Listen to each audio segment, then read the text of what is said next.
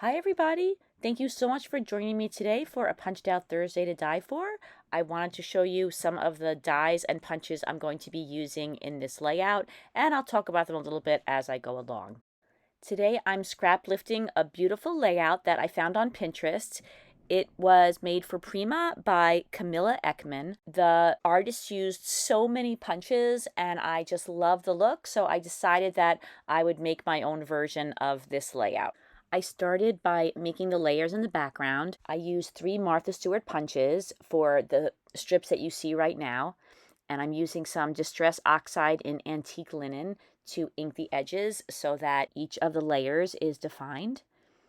And I'm going to layer them on top of each other just as the artist did in her layout.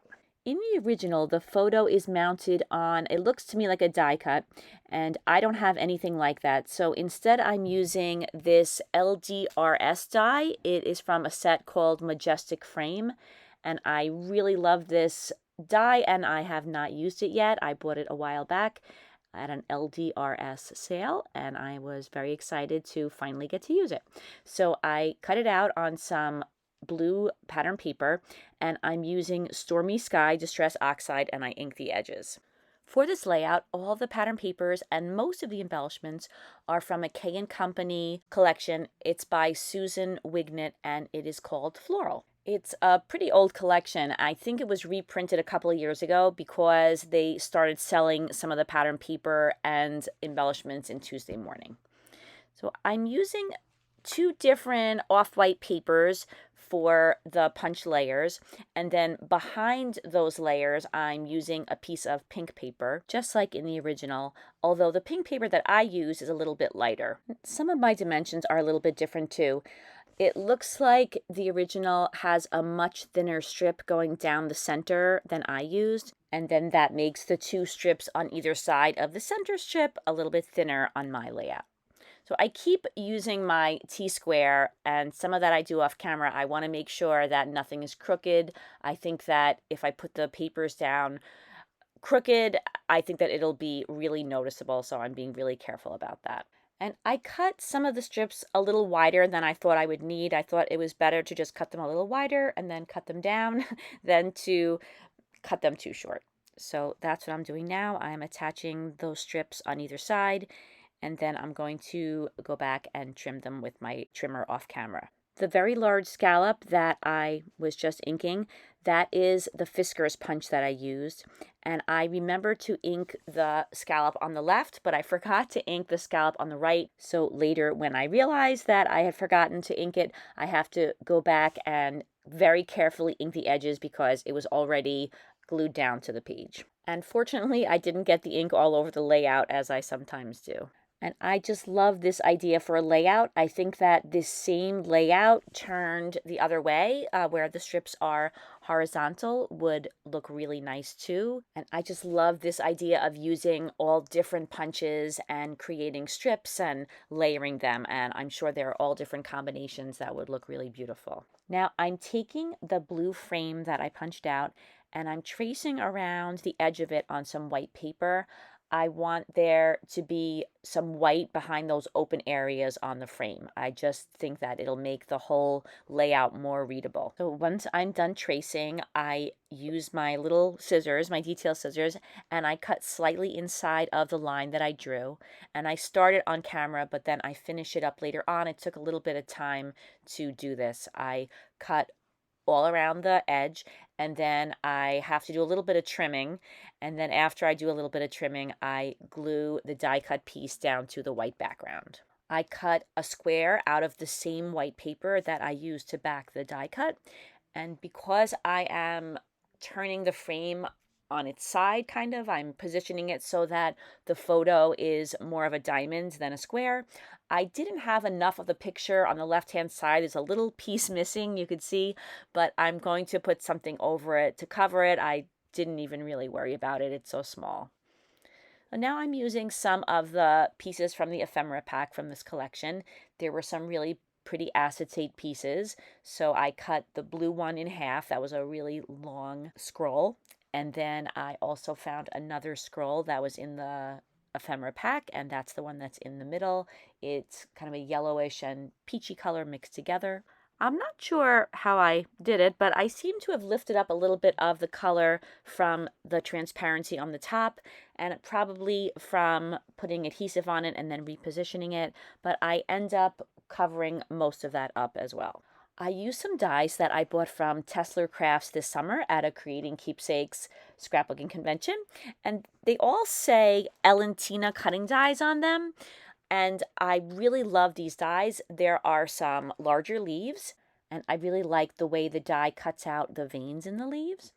Then there are some smaller branches, and I use two different dies. I cut one of them twice.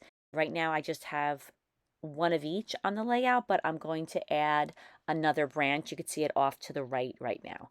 And I'm really just using the original as inspiration, and I got the idea to use the larger leaves and the smaller leaves and to punch them all out from white cardstock from the beautiful layout that I'm scrap lifting.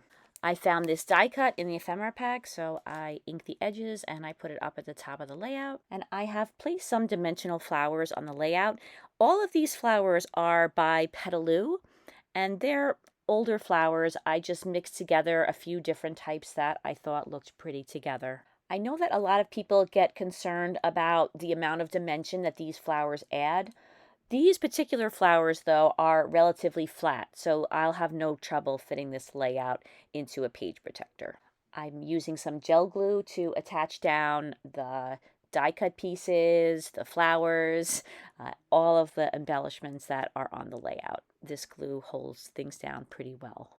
And in the original, you could see that the flowers go on a diagonal from the upper right-hand corner to the center of the layout below the photo. And mine is a little different. I'm kind of wrapping them around the right side of my photo, but I do want to keep that same idea of having the flowers on the bottom going a little bit more to the left than the flowers on the top. And I'm going to add a few more flowers on the bottom to achieve that. And I noticed that some of the flowers had pearls in the center, some of them had beads in the center, and some didn't have anything in the center. So I wanted all of the flowers to have something in the center. So I just used some self-adhesive pearls and a little bit of glue, and I glued a pearl wherever I didn't see one in the center of the flower. I remembered that I had to put something to the right-hand side of the photo because it has that little piece missing. And I tried that blue flower and it was just a little bit too large. And I also felt that I didn't want to use a flower on that part of the photo. I had kind of the flow of the flowers going and I didn't want to just stick one somewhere else. So I decided against using a flower, but I did add some more flowers to the bottom. And the blue flower that is all the way at the bottom of the page and all the other flowers in the layout like that, they are almost like a velvet or velour texture. I really like those flowers. Petaloo makes a lot of those. I found these titles in my stash. These are Heidi Swapp brand, and I thought perfect. It says Bloom, and I can just ink it with my Distress Oxide. I use Victorian velvet. And then I realized that these are not just foam, they are adhesive. So what you're supposed to do is peel off the top layer and then the foam piece is sticky and then you could put glitter or flocking powder, whatever you would like on top of it. But I didn't really want to do that, so I decided that I was just going to glue the top layer right back on again. And it worked out fine. It took a little bit of time though to line up the sticker with the piece that I had pulled off. And the reason I thought Bloom was such a great title is because this photo was taken at the New York Botanical Gardens that is located in the Bronx, and there were so many beautiful things to see there, and there was quite a lot of blooming going on. So I like that idea for a title. And then I finally decided that I would add some butterflies to fill that gap on the left side of the photo. And then I thought I might as well add a few of these little tiny puffy stickers to the rest of the layout as well. So I used 3 different colors. I used blue, yellow, and pink butterflies.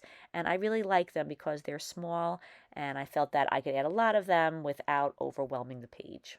I moved the title from the original on my layout because I just didn't think there was enough room for this title in the same place that it was on the original. So I moved it and I added a flower and a little butterfly on top of it just to help tie it together with the rest of the page.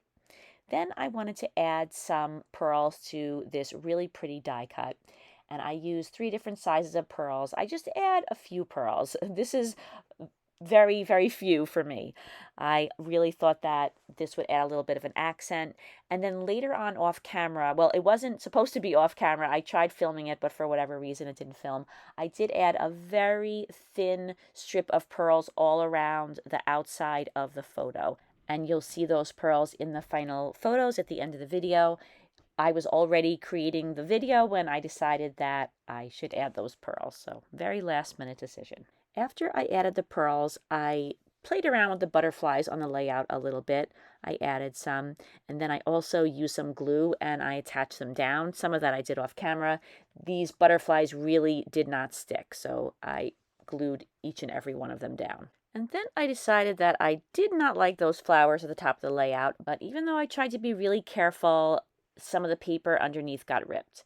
So it was too noticeable for me, so I decided that I was just going to trim that strip of flowers down, and then I put the leaves back on either side, and that way the ripping would be covered up, but there wouldn't be that big huge strip of flowers on the top. And then I decided I might as well just add some pearls to those flowers as well. And you can see that I added some glue underneath those pearls just to make sure that they stay there in the long run. And then I use a little bit more adhesive to get those leaves stuck down to the layout. And then I thought I might as well just add a really teeny tiny butterfly to those flowers at the top, and the layout is complete. Here are some close-ups of the layout. Thank you so much for watching, everybody. I really had a lot of fun scrap lifting this Camilla Ekman layout. In the description box, I will have links to the channels of Kathy and Dorothy, Sonia, and Ronnie Sue. They all create layouts and videos for A Punched Out Thursday to Die For. I hope that everybody has a fantastic day, and I will be back again next Thursday for another A Punched Out Thursday to Die For. I hope to see you then. Take care, everybody. Bye-bye.